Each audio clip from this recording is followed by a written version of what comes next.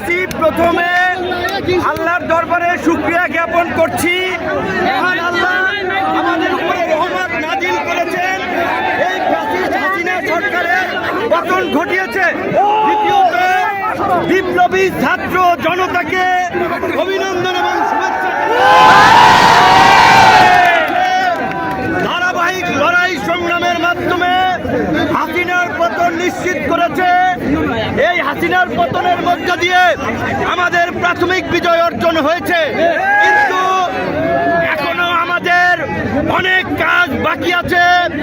এই ফ্যাসিস্ট হাসিনার যারা দোষর ছিল রাজনীতি কিংবা প্রশাসনে, তাদেরকে চিহ্নিত করে বিচারের মুখোমুখি করতে হবে।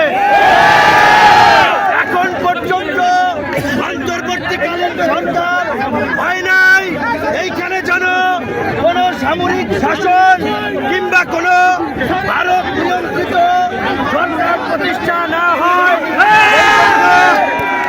সেই জন্য রাজনৈতিক ঐক্যমতের ভিত্তিতে অনতিবিলম্বে অন্তর্বর্তী সরকার গঠন করতে হবে এবং ছাত্ররা ডক্টর মোহাম্মদ ইউনূসকে প্রধান করার যে প্রস্তাব দিয়েছে, আমার দল এবং আমরা সেই প্রস্তাব সমর্থন করছি। আমরা অনুরোধ জানাবো, আজকে সন্ধ্যার আগে মহামান্য রাষ্ট্রপতি ডক্টর ইউনূসের নেতৃত্বে অন্তর্বর্তীকালীন সরকার গঠন করে বিলুপ্ত উপরে হামলার এদেশীয় এজেন্টদেরকে ব্যবহার করাটা চক্রান্ত করছে। আপনারা সংখ্যালঘুদেরকে নিরাপত্তা দিবেন। সংখ্যালঘু ভাই বোনদেরকে বলবো, এই বাংলাদেশ আপনার আমাদের সকলের, এই দেশই আপনাদের নিরাপদ আশ্রয়স্থল। সবাই আপনারা মিলেমিশে থাকবেন, সকলে শান্ত থাকবেন, শান্তিপূর্ণভাবে আনন্দ উচ্ছ্বাসের বহিঃপ্রকাশ ঘটবেন।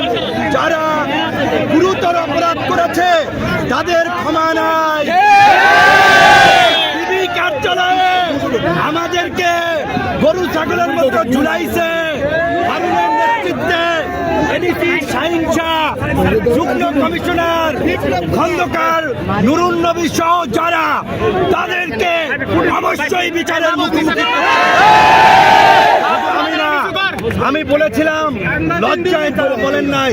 জামাতের সেক্রেটারি জেনারেল থেকে শুরু করে ফুটবলার আমিনুল ভাই, নীরব ভাই, বিএনপি জামাত বিরোধী দলের নেতৃবৃন্দকে গরু ছাগলের মতো পিটাইছে। প্রশাসনের মধ্যে এই দুর্বৃত্তদেরকে চিহ্নিত করে অবশ্যই চাকরিচ্যুত করে জেলে ভরতে হবে।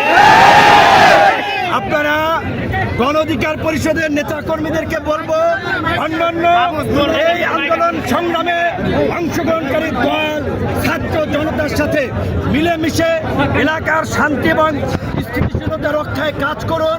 দুর্বৃত্তরা, দুষ্কৃতকারীরা যেন কোনো অঘটন না ঘটায়, আপনারা সেই বিষয়ে সতর্ক থাকবেন।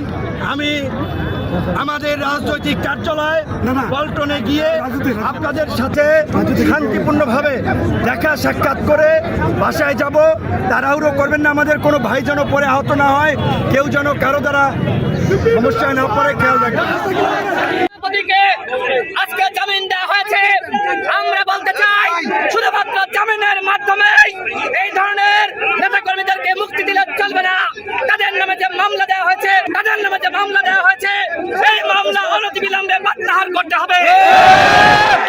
সাথী বন্ধুগণ, আমরা গতকাল মহামান্য রাষ্ট্রপতির সাথে সংলাপে বসেছিলাম। আমরা আহ্বান জানিয়েছি, অনতিবিলম্বে অন্তর্বর্তীকালীন সরকার দিতে হবে এবং এই অবৈধ সংসদকে বিলুপ্ত ঘোষণা করতে হবে। যদি এই সংসদ বিলুপ্ত না করে আরএমজি 1-11 বানানোর ষড়যন্ত্র করা হয়, ফখরুদ্দিন মঈনুদ্দিন বানানোর ষড়যন্ত্র করা হয়, বাংলাদেশের জনগণ সেটি মেনে নেবে না। আমরা এই মুহূর্তে আমাদের সভাপতিকে নিয়ে আমরা পল্টনে যাব। বাংলাদেশের জনগণ এবং দলীয় নেতা কর্মীদেরকে পল্টনে জড়ো হওয়ার আহ্বান জানাচ্ছি। ধন্যবাদ।